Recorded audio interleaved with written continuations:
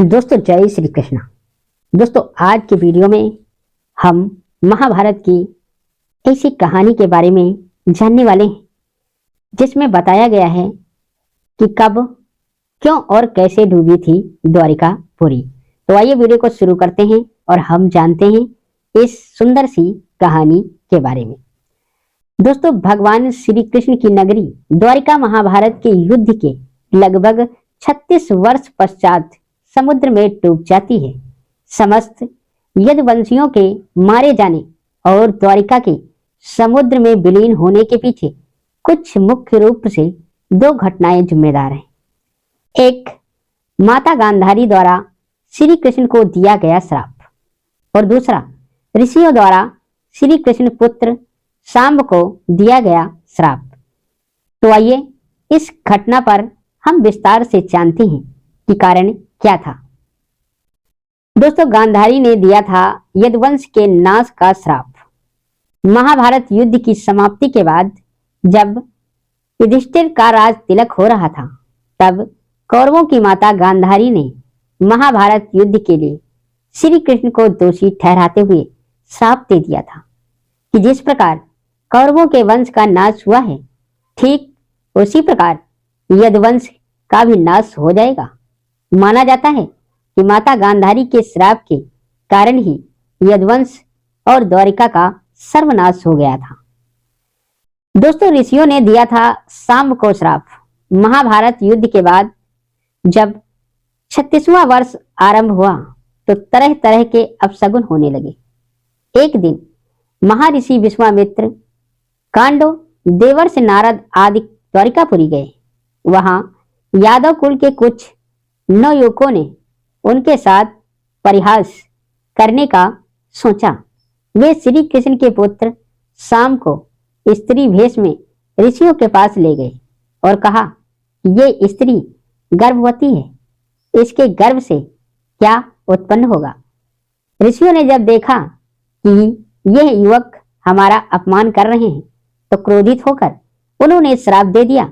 श्री कृष्ण का यह पुत्र वृष्टि और अंधकर्वशी पुरुषों का नाश करने के लिए एक लोहे का मूसल उत्पन्न करेगा, जिसके द्वारा तुम जैसे क्रूर और क्रोधी लोग अपने समस्त कुल का संहार करोगे।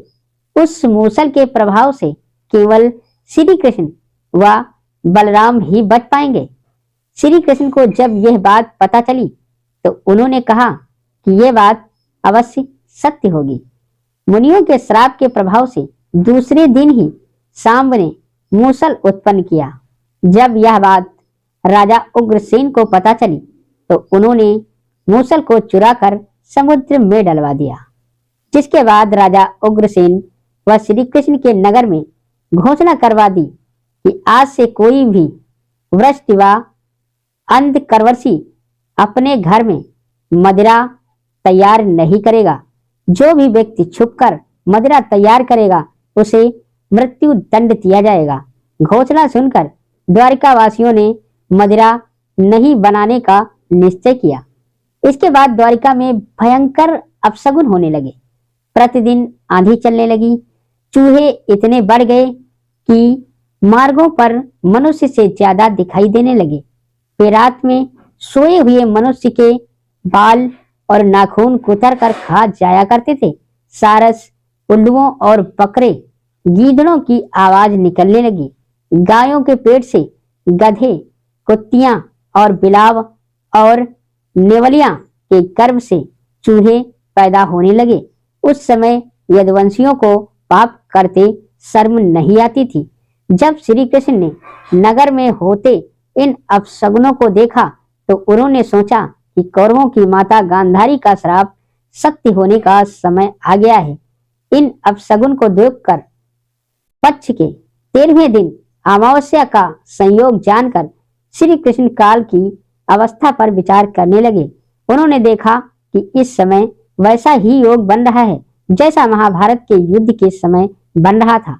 गांधारी के श्राप को सत्य करने के उद्देश्य से श्री कृष्ण ने यदुवंशियों को तीर्थ यात्रा करने की आज्ञा दी। श्री कृष्ण की आज्ञा से सभी यदुवंशी समुद्र के तट पर प्रभास तीर्थ आकर निवास करने लगे। प्रभास तीर्थ में रहते हुए एक दिन अंधक व वृष्टिवंशी आपस में बात कर रहे थे।